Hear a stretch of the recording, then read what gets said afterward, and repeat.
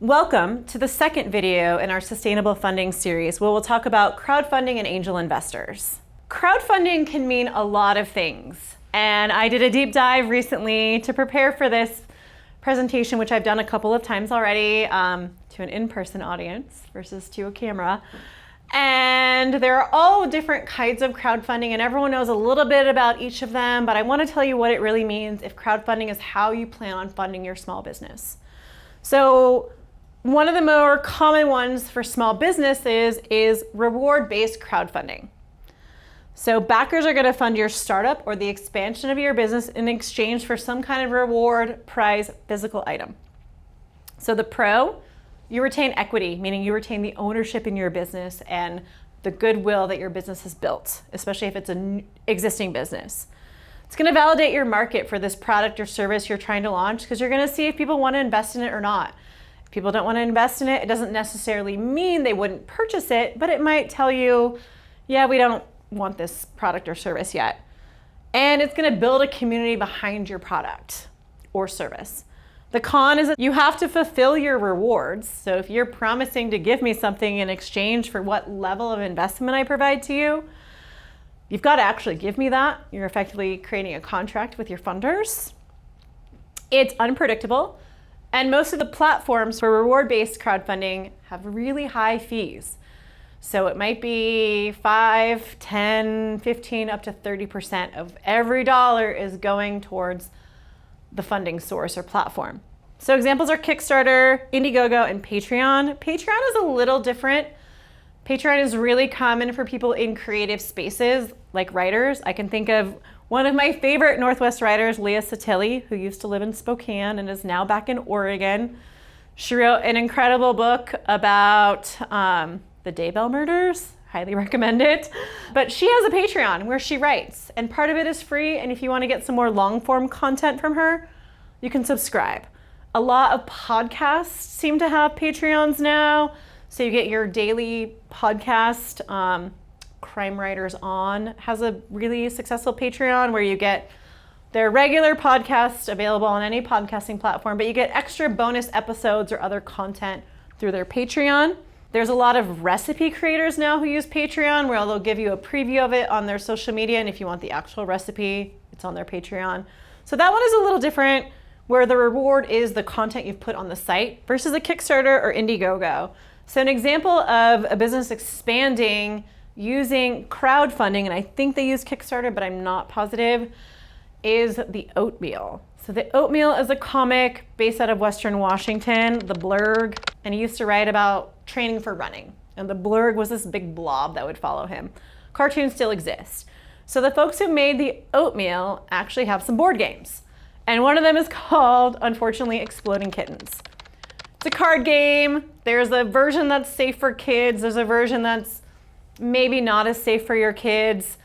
Your goal is to either explode all the kittens or explode none of the kittens. And they did it on Kickstarter to see if people wanted it. And depending on what amount you invested, you got special things. So if you donated a really high amount, and I think someone actually did this, you could design one of the cards in the game and offer names and titles or those kinds of things. So that was a successful crowdfunding, reward-based, and they fulfilled the rewards. Some other considerations for reward-based crowdfunding. One, you need to budget for the fees you're gonna get and the cost to fulfill those rewards. So maybe you raise $50,000 for Exploding Kittens, but how many decks of cards do you have to send out?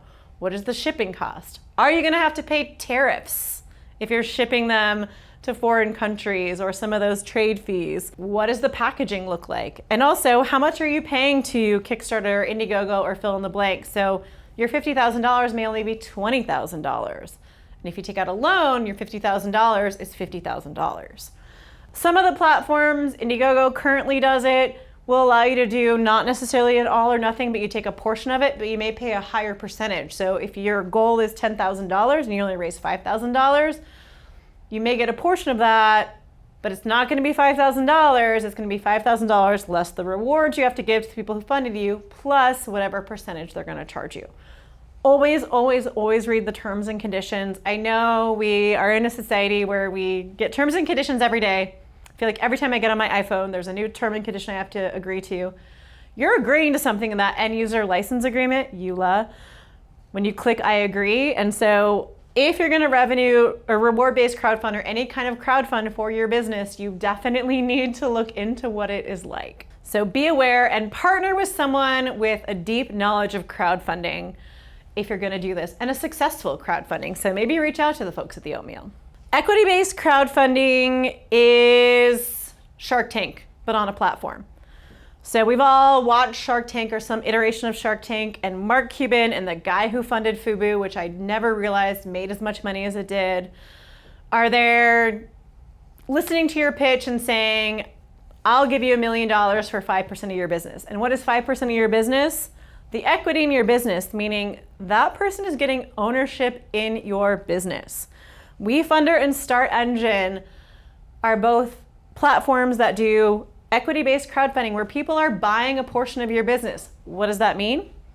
It means lots of legal agreements and financial terms. You're gonna have to hire lawyers. So a huge chunk of your funding available is gonna go to lawyers and accountants to draft these agreements. You have to give up ownership. It's gonna dwindle the value of your ownership of the business, and you may not be in charge if you sell enough of your business to somebody else.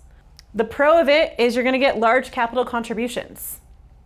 People who wanna invest in your business are gonna give you more money, potentially, than someone who wants a deck of cards. You might get expertise and mentorship in your industry, and you're gonna have a longer term relationship. A lot of these people are investing in a business that is similar to their kind of business, just like an angel investor would.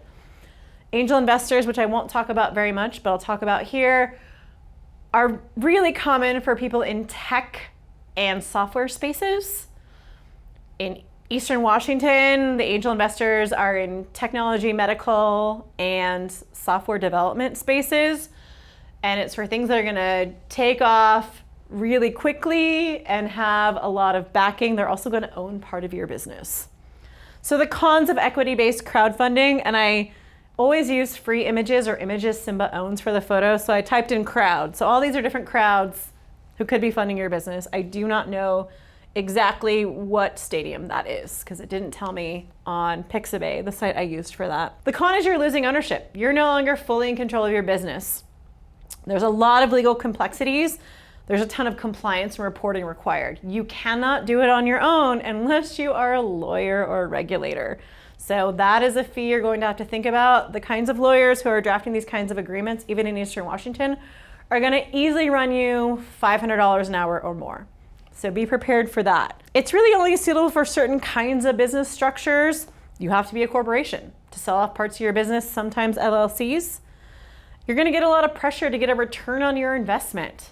When you watch Shark Tank and Mark Cuban says, I'm gonna give you $100,000, but I also want 5% of your earnings. That means he wants you to earn money, and they're gonna pressure you to earn money so they can get their 5% paid back.